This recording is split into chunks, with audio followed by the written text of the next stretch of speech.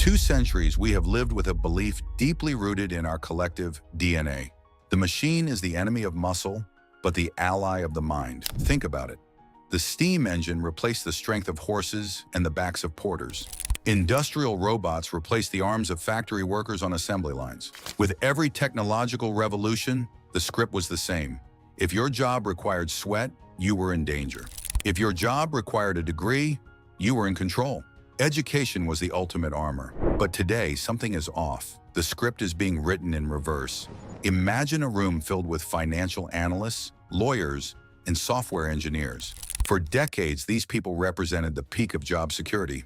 Yet in June 2025, Jim Farley, CEO of Ford, dropped a bomb that shook the walls of Detroit. Artificial intelligence will literally replace half of all white-collar workers. Not the workers on the F-150 assembly line, the executives, the bureaucrats, the graduates. Mark Benioff, the founder of Salesforce, goes even further. He claims that AI is already handling 50% of his company's total workload, and the numbers are starting to bleed. Since the beginning of 2026, unemployment among 20 to 30-year-olds in intellectual sectors has jumped by 3 percentage points. That's a statistical anomaly. That's a historical rupture. Welcome to Blueprint Hub. If you're not subscribed yet, now is the time to do it, because today, we're not just going to talk about AI that's coming. We're going to face an uncomfortable truth. For the first time in human history, having a well-trained mind is no longer enough to protect you from the machine. We're going to break down this myth, backed by data. Part 1. The optimist's bias. History is lying to us. If you talk to a traditional economist, they'll tell you, relax, we've seen this before. And they're right, on paper. The Industrial Revolution killed the hand-weaving profession, but it created the mass textile industry. Electricity extinguished gas lamps, but it lit up the world and created the profession of electrician. The internet wiped out physical travel agencies, but it gave birth to the global digital economy. The net outcome is always positive. The World Economic Forum even tells us that by 2030, AI will eliminate 92 million jobs but create 170 million, a net gain of 78 million jobs. End of the story? Everyone goes home? Not quite. Because there is one detail that optimists always forget to mention, and this is where the trap closes. These historical transitions were not click transitions. They were blood transitions. They lasted decades. The coal miner who lost his job in 1920 did not become a radio engineer in 1925. He spent the rest of his life in precarity. The beneficiaries of new jobs were not the victims of the old ones. They were their children or their grandchildren. Technology doesn't move people. It replaces them, then waits for a new generation to learn how to use the new tools.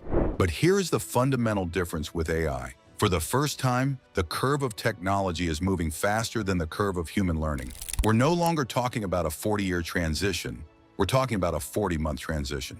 And this time, the target is no longer the hammer, it's the keyboard. Part 2. The silent execution. Big corporations have pressed the button. If you think this is just a theory, look at what's happening in the skyscrapers of Manhattan and Seattle. This isn't a rumor. It's a Cold War strategy, but executed by CFOs. Take JP Morgan Chase, the largest bank in the United States. Internally, the message is clear. Freeze hiring where AI can do the job. This isn't a suggestion, it's a directive. Why hire a junior analyst at $120,000 a year to read contracts when a language model can do it in 4 seconds for the price of a coffee? Look at IBM. They cut 8,000 jobs in human resources. 8,000. Replaced by AI agents capable of handling leave requests, performance reviews, and payroll. It's the ultimate irony. The department in charge of humans is the first to be dehumanized by Silicon. And what about Microsoft? One of the companies selling us AI. 30% of their code is now written by AI. At the same time, they carried out massive layoffs in their software engineering divisions. Developers were told to use AI to be more productive. And once they did, they were told their productivity made their numbers excessive. This is the productivity paradox. If you become twice as efficient thanks to AI, your boss only needs half the team. This is a coordinated wave. CEOs no longer say, we are exploring AI. They tell shareholders, we are reducing payroll thanks to AI. The efficiency button has been pressed, and there is no undo. Part 3. The battlefield map. Red, yellow, and green zones. So, who is really at risk? Let's step away from emotion and look at the data from Stanford and the ADP Institute. We can divide the labor market into 3 combat zones. The red zone, pure automation. Here we find data entry, 95% risk, legal secretaries, 75%, and administrative assistants, 63%. Customer service, chatbots, and virtual agents are already handling a volume of interactions that would have required thousands of human agents. But the most alarming figure is this. Entry-level hiring, jobs for recent graduates, has dropped by 13%. It's not that people are being fired, it's that the front door is locked. AI has eaten the first rung of the social ladder. The yellow zone, fragile symbiosis, 63% of current jobs have barriers. Doctors, teachers, high-level managers. Here, AI assists. It writes reports, analyzes scans, organizes schedules. The job survives, but it changes. Humans remain for one reason: legal responsibility and human interaction. But be careful. If AI does 80% of the work, will the salary remain the same? The green zone, the new masters. AI engineers, plus 42% growth, and data scientists. In the US, in 2025, the median salary here is $157,000. Yes, jobs are being created, but how many of us can become machine learning engineers in 6 months?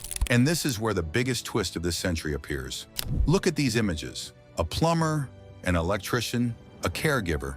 For 30 years, we've told young people, study or you'll end up doing manual work. Today, it's the opposite. In 2025, 40% of American graduates are pivoting towards skilled trades. Why? Because you can't upload a plumber to the cloud. You can't ask ChatGPT to fix a short circuit or bathe an elderly person.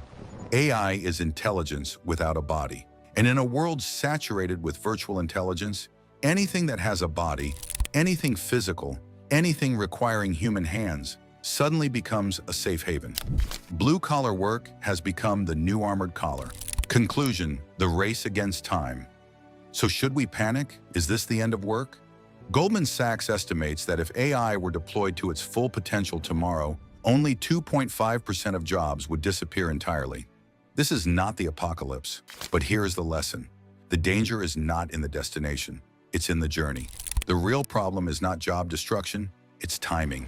It's the gap between the moment your job becomes obsolete and the moment you master the next one. It's this void, this transition zone, that creates social suffering. Gad Levanon of the Burning Glass Institute puts it well. We are at the beginning of a development that will span decades. There is still a lot in the tank. AI is not a passing storm. It is the new climate we are going to live in. The question is no longer whether your degree is a shield. It isn't anymore. The question is whether you are capable of dropping your shield to learn how to pilot the machine. Because in the end, AI might not take your job, but someone who knows how to use AI probably will. And you? Which zone are you in? Red, yellow, or green? Do you already feel that breath on your neck? Or have you already started changing direction? Tell me in the comments. Don't forget to subscribe to Blueprint Hub to stay on the right side of the transition. We don't predict the future, we analyze it. See you very soon.